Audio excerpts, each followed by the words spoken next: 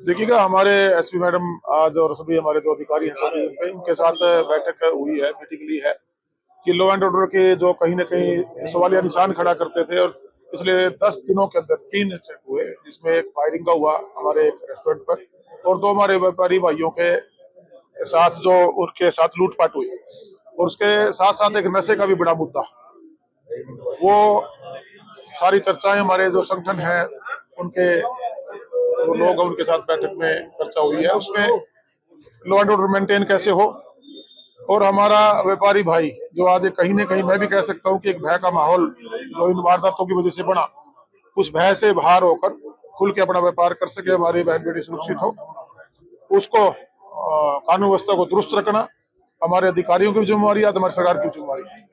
मुस्तैदी के साथ जो गलत लोग हैं उस पर कड़ी कानूनी कार्रवाई होगी। उनके पीछे पुलिस प्रशासन, हमारे एसपी मैडम और जो भी टीमें हैं इन्होंने गठित करके लगाई हुई हैं और पहले केस में तो काफी लोगों को नामजद करके उनको गिरफ्तार भी कर लिया गया है।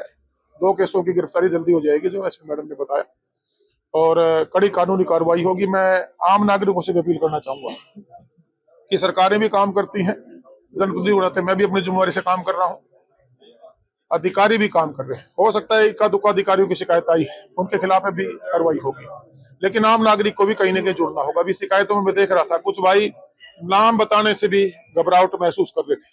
मैं भी अपील करना चाहूंगा मेरे शहरवासियों से, मेरे व्यापारी भाइयों से कि ऐसी कोई भी हरकत आपको नजर आती है, आप लोगों को साथ के साथ आपका नाम उसमें गुप्त रखा जाएगा।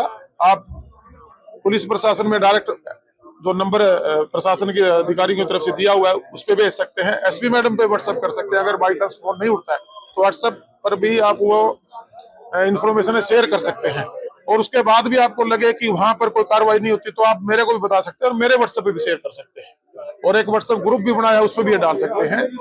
आपका नाम भी गुप्त रखा जाएगा और कहीं न कहीं जो लॉ एंड ऑर्डर है उसको मेंटेन करने में भी आप लोगों की, आम नागरिक की तरफ से एक बड़ी मदद मैं कह सकता हूँ मिलेगी।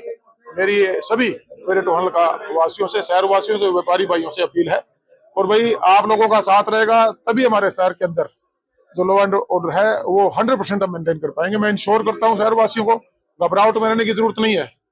जो भी गुनहगार हैं, ये क्रिमिनल लोग हैं, इनको बख्शा नहीं जाएगा।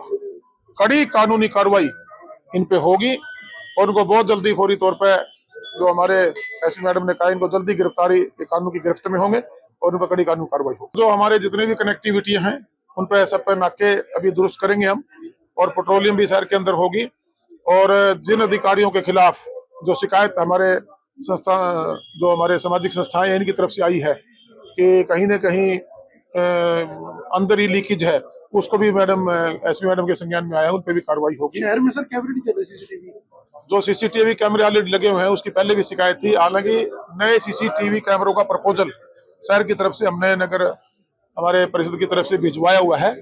इसको भी हम आने वाले समय में पूरी तौर पर जो अभी लगे हुए इनको भी हम कोशिश करके ठीक करवाने का काम करेंगे और पूरे शहर को कैमरे से कवर करने का काम उसका प्रपोजल गया हुआ, उसको भी पूरी तौर पर आने वाले समय में जल्दी करवाने का काम करेंगे। सर, ये वारदातें होने के बाद है ना, व्यापारी जल्दी डर के दुकानें बंद करने लगा है, तो व्यापारी को कैसे आश्वासन दिया जाए? नहीं, बिल्कुल डरने की जरूरत नहीं है।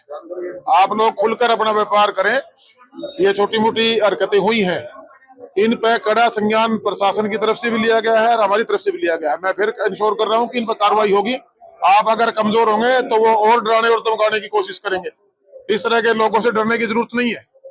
आप लोगों को मजबूती के साथ अपने अधिकारियों की रक्षा के लिए मजबूत होकर खड़ा होना पड़ेगा, सरकार के साथ भी और प्रशासन के साथ। लेटेस्ट वीडियोस के लिए अभी सब्सक्राइब करें A1 हरियाणा को और प्रेस करें बेल आइकन ताकि सभी अपडेट्स आपको मिले सबसे पहले।